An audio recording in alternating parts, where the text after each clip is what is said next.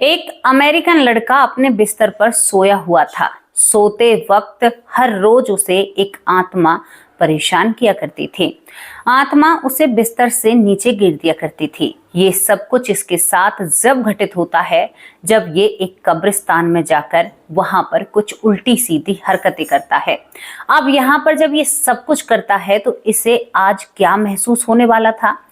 इसे वो शक्ति परेशान कर रही थी, यानी वो डरावना चेहरा परेशान करता है। लेकिन तभी पीछे से एक परछाई आती है। परछाई के हाथ में गोल आकार का कुछ ऐसा था मानो जैसे गदा हाथ में ले रखा हो, और उस परछाई ने इस बुरी शक्ति को इतनी बुरी तरह से पीटा कि विदेशी जो लड़का होता है, अमेरिकन जो लड़का होता है, ये सब कुछ नजारा अपनी आंखों से देख रहा था। और यहाँ पर एक ऊर्जा सी उसे महसूस होती है और वो ऊर्जा इससे कहती है कि तुम्हें भारत आना होगा। अब यहाँ पर ये बात समझ से परे है। दोस्तों, अमेरिका में रहने वाला जो भारत की संस्कृति को जानता ही नहीं है, वो कैसे व्याख्यान कर सकता है भारत के एक भगवान के, भारत के एक देवता की, और कैसे बता सकता है कि उसने मेरे साथ ऐसा किया। दरअसल आज से 15 साल पहले ये बातें हैं। 15 साल पहले बहुत कुछ ऐसा नहीं था जैसा आज है। ये घटना हमें सिखाकर जाएगी कि भगवान होते हैं। ये घटना हमें बताकर जाएगी कि प्रेत भी होते हैं, भूत भी होते हैं।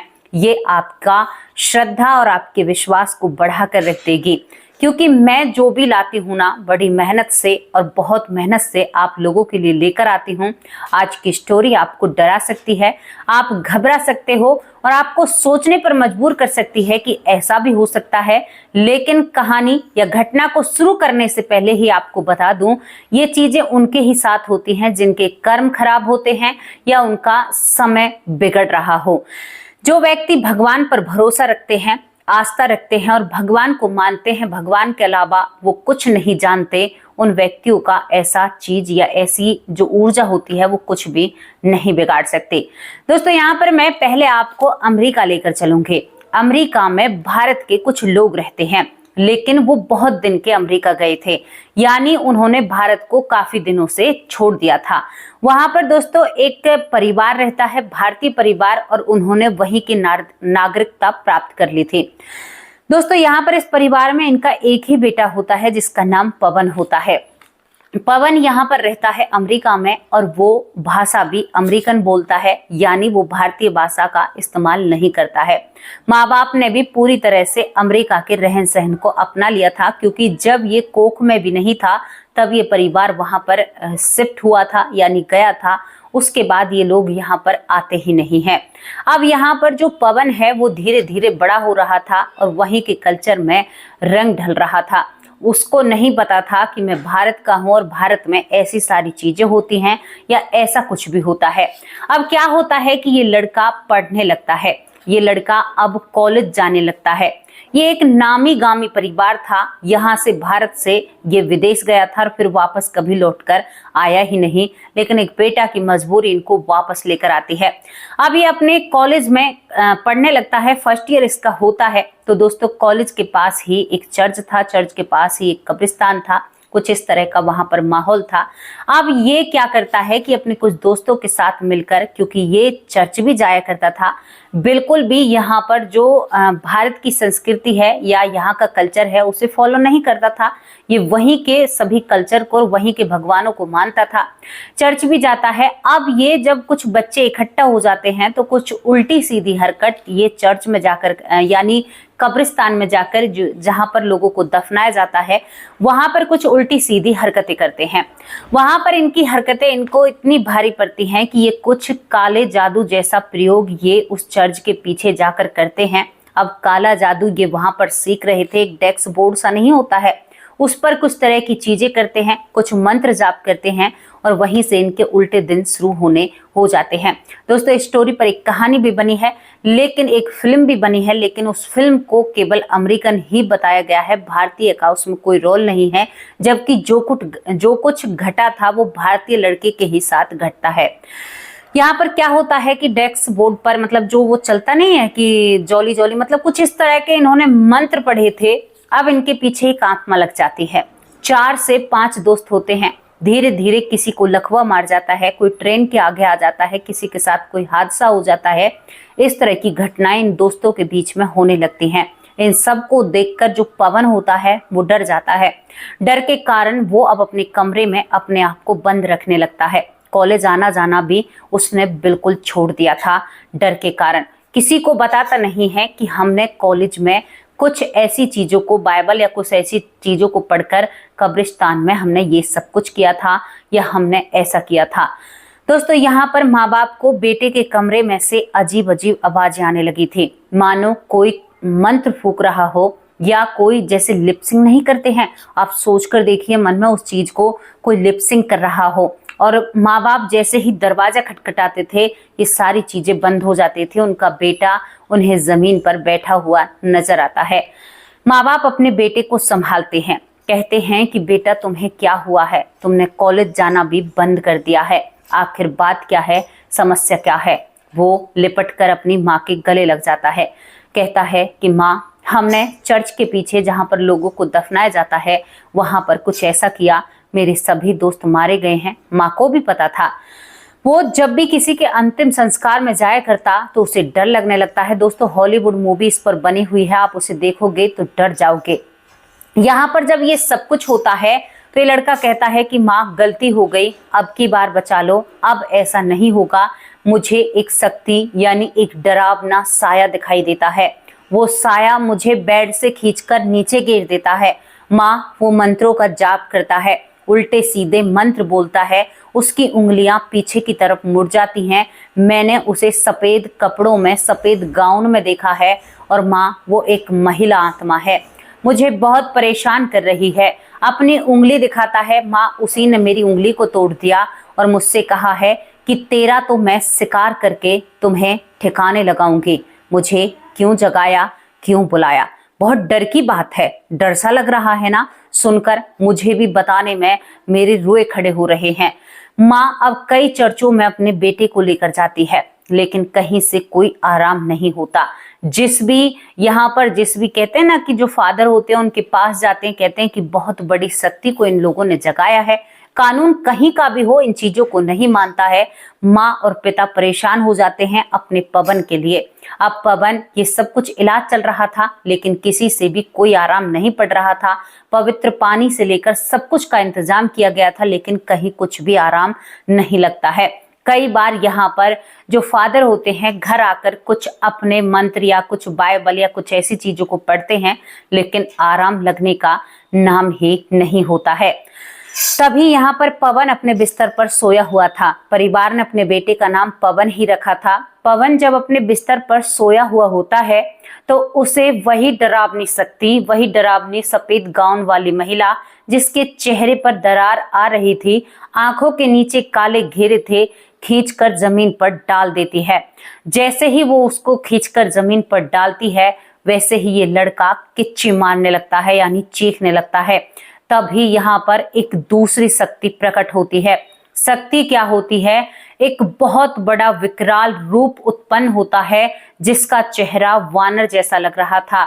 हाथ में बहुत भारी गदा होता है और जो ये शक्ति होती है इसमें 2 गदे मारता है और वो शक्ति चली जाती है।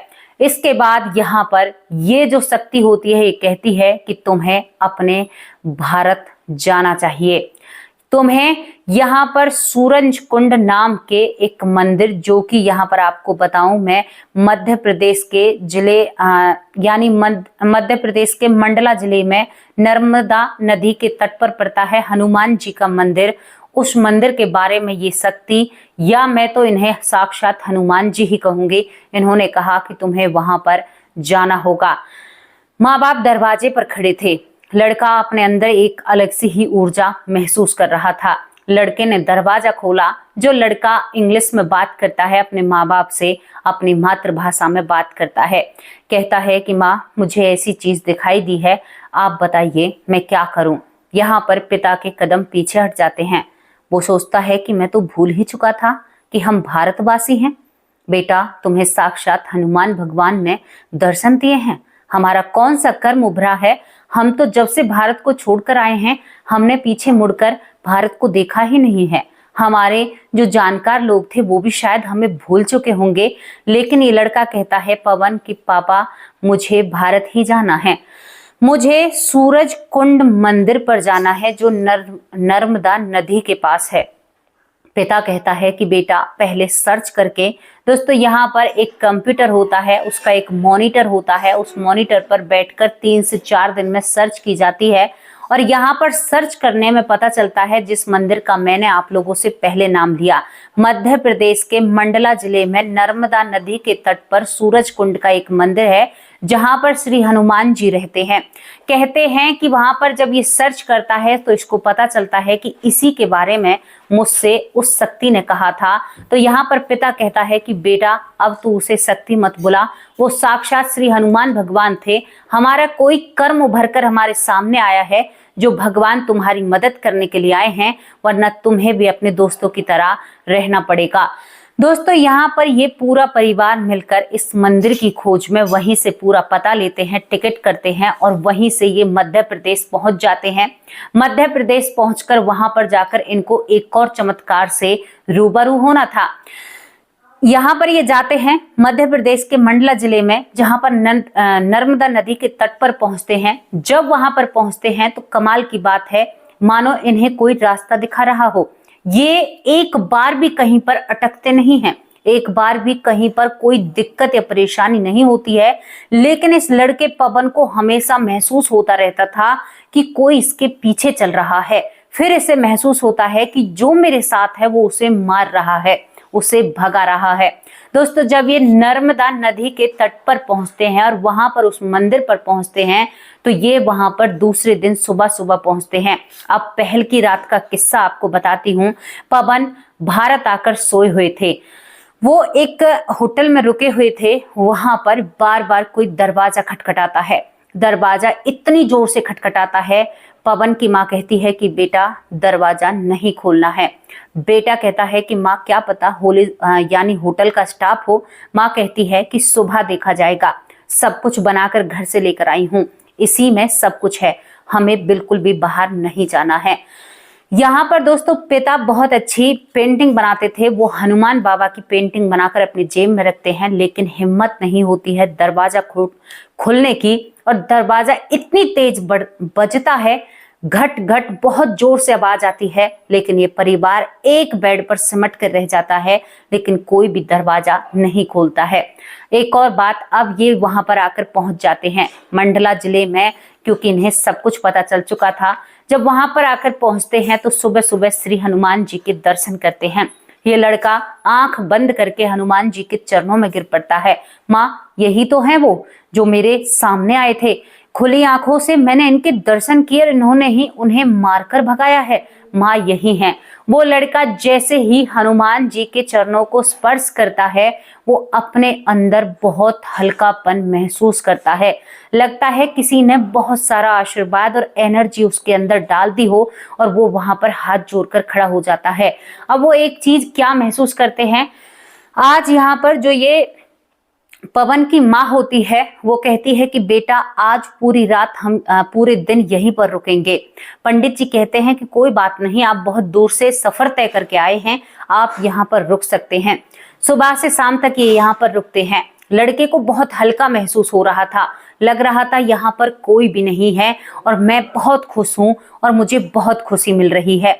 अब ये जैसे ही सुबह रुक रहे थे तब इन्हें हनुमान भगवान साक्षात ऐसे लग रहे थे कि मानो कोई बालक बैठा हुआ हो। जैसे जैसे दिन बीतता है, दोपहर का समय आता है तो इनको भगवान बहुत शक्तिशाली और ताकतवर भुजाओं वाले लगने लगते हैं, जो हनुमान जी की प्रतिमा होती है। ये चीजें माँ और बेटा और पिता सभी नोटिस कर रहे थे। जैसे जैसे शाम होती है लगता है हनुमान जी का कद भी छोटा हो गया हो और जैसे वो आगे की तरफ झुक गए हों और बुजुर्ग हो गए हों। तभी यहाँ पर ये परिवार आंखों में आंसू भर लाता है। ये परिवार पंडित जी से कहता है कि आप बुरा मत मानना, हमें सुबह से अब तक ये अनुभव हुआ है, क्या हमारे दिमाग का फेर है या कोई और बात है? तो पंडित जी कहते हैं आपके दिमाग का फेर नहीं है, दरअसल जो भगवान की प्रतिमा है दिन में 3 बार अपना रूप बदलती है। सुबह बाल रूप में होती है, दिन में जवान अवस्था में होती है और शाम को वृद्ध रूप में होती है। तो आपको घबराने की कोई जरूरत नहीं है। अब ये परिवार अपने अंतर मन की बातों को रोक नहीं पाता है। ये परिवार पंडित से कहता है कि पंडित जी, हमारे बेटे के ऊपर ऐसे ऐसे सब कुछ अमेरिका में ऐसा हुआ है, हम पहली बार यहाँ पर आए हैं। तो पंडित जी सब कुछ समझ जाते हैं। पंडित जी कहते हैं कि हनुमान भगवान सबके कष्ट हरते हैं और जिनके साथ ऐसी व्याधाएं होती हैं वहां पर तो भगवान हस्तक्षेप जरूर करते हैं और उस बालक की रक्षा जरूर करते हैं। अब आप इस पंडित की महिमा को सुनिए। इस मंदिर की महिमा के बारे में पंडित जी बताते हैं। इन तीनों जनों को कहते हैं कि आपको इस मंदिर के बारे में फिर किसने बताया। जब ये बताते हैं कि हमें साक्षात हनुमान जी ने बताया, तो पंडित जी सीधा लौट जाते हैं। भगवान, उस दिन से आपकी सेवा कर रहा हूँ, मुझे आज तक दर्शन नहीं दिए और इन लोगों को आप विदेश में दर्शन देने गए, ये तो आपकी नाइंसाफी है। तभी पंडित जी की आंखों में आंसू होते हैं, जो वहां के पुजारी होते हैं, और यहाँ पर इस परिवार को इस मंदिर की महिमा बताते हैं। कहते हैं कि इस मंदिर का निर्माण तो हमें नहीं पता, कहीं पर भी, यानी जो हमारा इतिहास है, कहीं पर भी कोई लिखित रूप में नहीं है कि इस मंदिर का निर्माण किसने कराया है। इस मंदिर की एक घटना बहुत ही, मतलब इस कहानी प्रचलित है। इस पूरे परिवार को, पवन के को वो कहानी सुनाई जाती है। पंडित जी कहते हैं, क्योंकि परिवार पूछता है कि यहाँ पर किसने स्थापना कराई, कैसे क्या है, तो पंडित जी बताते हैं कि जब सूर्य देव धरती पर तपस्या करने के लिए, भगवान को खुश करने के लिए आते हैं, तो यहाँ पर जो राक्षस योनि थी वो सूर्य देव को परेशान करने लगती हैं कि भाई इसको हम इसकी तपस्या को फलने फूलने नहीं देंगे। तभी यहाँ पर हनुमान जी आकर सूर्य देव की रक्षा करते हैं और सूर्य देव की तपस्या को पूरी कराते हैं। जब सूर्य देव ये सब कुछ देखते हैं तो सूर्य देव बड़े खुश हो जाते हैं। प्रसन्न होकर सूर्य देव हनुमान जी से कहते हैं कि आपको अब यहाँ पर अपना एक अंश छोड़ना होगा, ताकि हाँ, यहाँ पर जितने भी लोग रहें उनके दुख हर सके। शायद तभी भगवान आपका दुख हरने के लिए वहां तक पहुंच गए, क्योंकि वो अपने वादे के बहुत पक्के हैं। दोस्तों, जब ये बात सुनाई देती है और जब ये बात समझ में आती है, तो हनुमान भगवान की बातों को सुनकर पवन का जो परिवार होता है वो भावुक हो जाता है और रोने लगता है। कहता है कि भगवान ने हम पर इतनी कृपा की, हम तो बहुत अधर्मी हैं, हमने कभी भगवान का नाम नहीं लिया। तो पंडित जी कहते हैं कि कोई पिछले जन्म के कर्म होंगे जो भगवान जी ने तुम्हारे साथ इतना अच्छा किया, या इस बालक की नेक और सच्ची भावना की वजह से ये सब कुछ हुआ होगा। दोस्तों, यहाँ पर पंडित जी कहते हैं कि तुम्हारे यहाँ पर आने से मात्र भर से ही वो शक्ति छिन्न हो चुकी होगी और उसकी इतनी ताकत नहीं है जो तुम्हारे बेटे को हाथ लगा सके। पंडित जी भगवान का जो लाल रंग का सिंदूर उनके शरीर पर लगा हुआ होता है, उसे इस बच्चे के माथे पर लगाते हैं, जो पवन होता है। हाथ में कलावा बांधते और कहते हैं कि भगवान की तो तुम पर साक्षात कृपा है, केवल वो तुम्हें यहाँ पर बुलाना चाहते थे और वो उन्होंने कर लिया। अब यहाँ पर ये परिवार हर साल अमेरिका से इस मंदिर के दर्शन करने के लिए आता है और इस मंदिर में जो इनसे बन पड़ता है वो चढ़ावा चढ़ाने के लिए आता है, वो भी गुप्त तरीके से। दोस्तों, ये परिवार हनुमान जी को बहुत मानता है। अपनी आस्था की तरफ इन्होंने अपना रुख किया है, अपनी संस्कृति को समझा है। अमेरिका में भले ही इनका कारोबार बिजनेस हो, लेकिन यहाँ पर भी ये पूरा ध्यान देते हैं और इन्हें ये मंदिर बहुत प्रिय है। इस परिवार को ये मंदिर प्रिय क्यों है? क्योंकि इनके इकलौते बेटे की जान इस मंदिर की या इस भगवान की वजह से बची है, श्री हनुमान भगवान की वजह से। तो आज तो आपको जय श्री राम और जय श्री हनुमान का जयकारा तो लगाना ही होगा। और आप सभी को दशहरा की, विजयदशमी की ढेर सारी बधाइयां। आज कहते हैं कि झूठ पर सत्य की जीत हुई थी, कहते हैं कि आज बुराई पर अच्छाई की जीत थी। आज वो चीज की एक नींव रखी गई थी जहां पर बुरे लोगों को मात दी थी भगवान श्री राम ने। इसीलिए आज हमने ये भगवान श्री हनुमान जी की कहानी आप लोगों के सामने रखी है, जो 100% सत्य है। आप इस घटना को सुनकर क्या प्रेरणा लेते हो? आपको कैसा अनुभव हुआ, इसके बारे में जरूर बताना। कहते हैं पवन को उस दिन के बाद आज तक भी कोई भी ऐसी नेगेटिव एनर्जी छू तक नहीं पाती है। उन्हें कभी भी डर नहीं लगता है। आज तो उनकी उम्र भी काफी हो रही है, मतलब ऐसे ज्यादा काफी नहीं है, लेकिन उस समय से तो ज्यादा ही है। और कहते हैं कि पवन बहुत अच्छी अपनी जिंदगी बिता रहे हैं, अपने माँ बाप के बिजनेस को बढ़ा रहे हैं, लेकिन उन्होंने हिंदी बहुत अच्छे से बोलना सीख लिया है। भारत आते हैं, जाते हैं, लोगों से जान पहचान करते हैं और वो हमेशा कहते हैं कि मैं भारतवासी हूँ। जिसे नहीं पता था कि मेरा भारत कैसा है उसे देखो एक घटना ने सब कुछ सिखा दिया। ये घटना आप लोगों को कैसी लगी अपनी राय कमेंट बॉक्स में जरूर रखना। विजयदशमी की मेरे पूरे परिवार को ढेर सारी शुभकामनाएं, ढेर सारी बधाई हो। भगवान सबके जीवन में ऐसे ही बुराई को हराकर जीत का एक परचम लहराए, रोशनी कायम करे। अब आप लोगों से मैं विदा लेती हूँ। शाम को हाजिर होंगी एक सच्ची रच्ची स्टोरी के साथ। तब तक के लिए नमस्कार, जय हिंद, जय भारत।